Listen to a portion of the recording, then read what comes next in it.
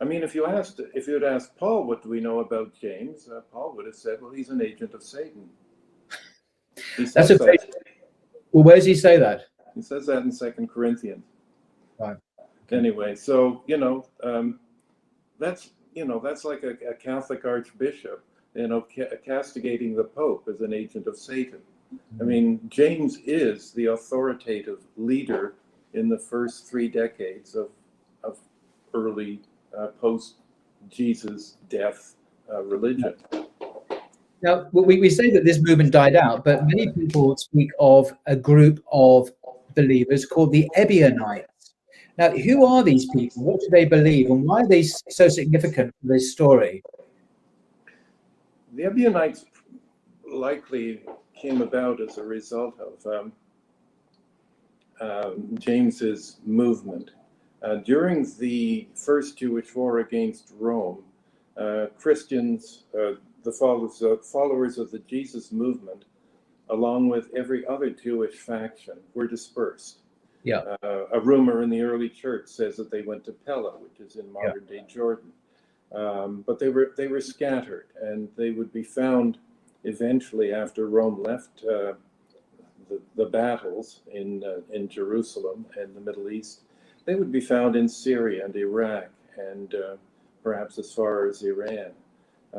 That group, survived for several centuries, and it was always seen by what became the Christian church as a deviant sect. It was a sect of essentially Judaism. So it did not win. Paul won, I guess, because he had a more familiar message, and the converts that he made were not Jews, they were Gentiles, and Paul offered them salvation, a very easy religion, because all you had to do was to believe in the Christ. It had really a nice ancient pedigree. If you ignore a lot of differences, it hooks back into ancient Judaism of a sort, and a lot of Romans liked the idea of a pedigree and some sort of continuity. But Paul offered a very simple religion. Judaism is not a simple religion. No. But Christianity was. It was a matter of faith.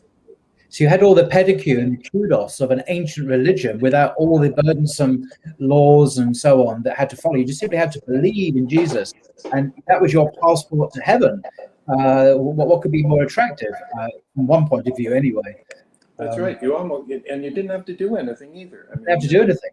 No, it would be nice if you did something as a result of your faith, but it's your faith and faith alone that will give you the passage to salvation. Now, the Ebionites, if I can just come back to them, what did they believe about Jesus? Did they believe he was divine or the second person of the Trinity or anything like that? Or did they believe he was a prophet of God?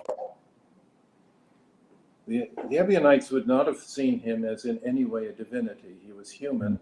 They would have seen him as a teacher, and playing particular emphasis upon the parables of Jesus. And they would have seen him as a kind of prophet. The problem with prophecy is that Jesus prophesied the kingdom of God coming soon, and it didn't happen that way. And as decades go by and as centuries go by, you begin to diminish the sense of prophetic foretelling of something. Right. So the Ebionites withered. There were other similar kind of groups, but they basically held to Jewish traditions and the hope that the kingdom of God would be made manifest at some point in the future. They were not Trinitarians. They did not believe in the Trinity or any of that kind of theology. That comes out of Paul. But they saw themselves as authentic followers of Jesus in the tradition, if we could put it this way, of James, ultimately, tracing their spiritual lineage back to Jerusalem, perhaps, in the first century, and James, brother of Jesus himself.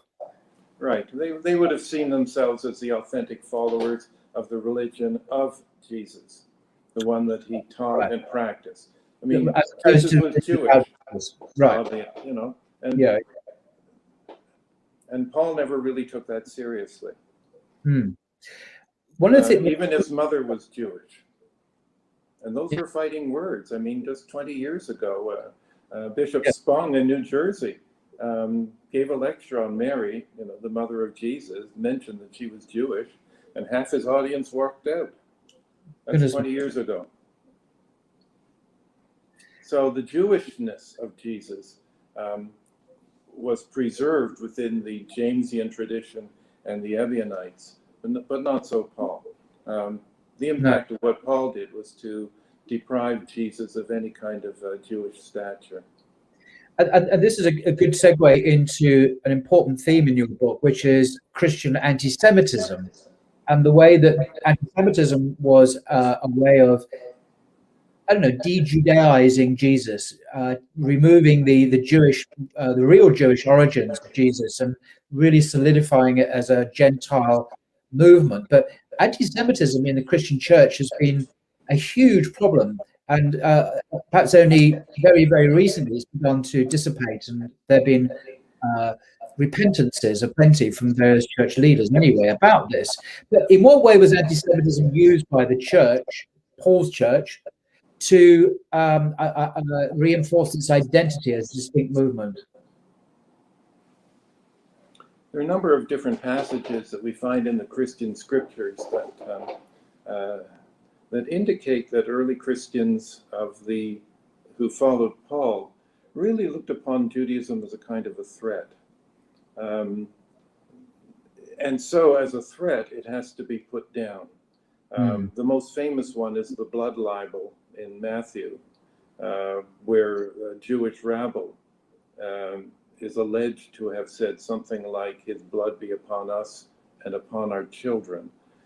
And that one passage in Matthew has caused the death of tens of thousands of Jews over the centuries.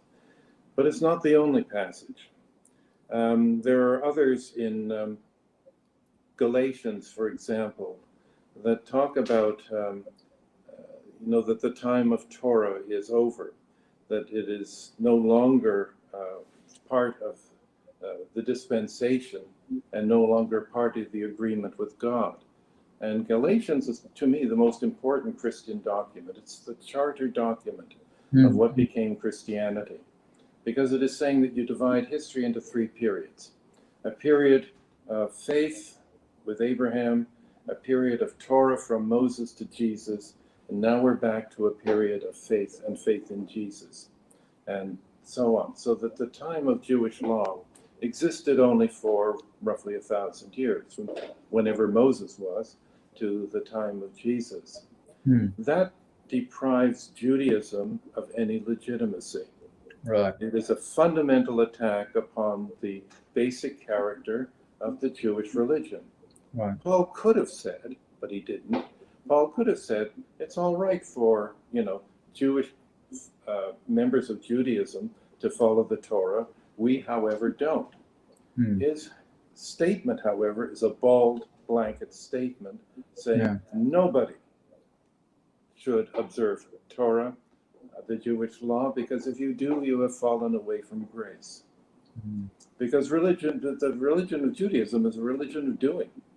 It's not a religion of believing. The intellectual superstructure of Judaism is quite different from the intellectual superstructure of what became Trinitarian Christianity. It's a religion of how do you act in life? How do you treat other people? How do you observe time? How do you observe food? How do you observe the various seasons of the year? It's a matter of doing. And that, of course, was a tremendous threat to Paul, a religion of doing. Islam, too, is a religion of doing. But Christianity was emphatic that it was a matter of faith, belief, trust, and that alone. So the elements of anti-Semitism that come out is that the attempt was made very early on to see the church as a replacement for the synagogue, the temple. And replacement went along in various different ways. The Christian priesthood replaced the Jewish priesthood.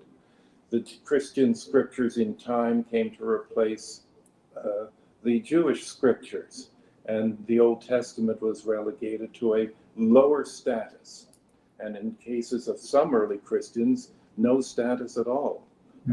Some did away with the writings of the Hebrew Bible entirely. And so replacement became seen as a way of legitimizing the authenticity of Christianity and the idea that Judaism should no longer exist. And I guess as a corollary of that there should be no Jews. Martin Luther, by the way, at the Protestant Reformation, recalled that there were still Jews in the world. And he wrote 2 books against the Jews, and they're some of the most nastiest forms of anti-Semitism.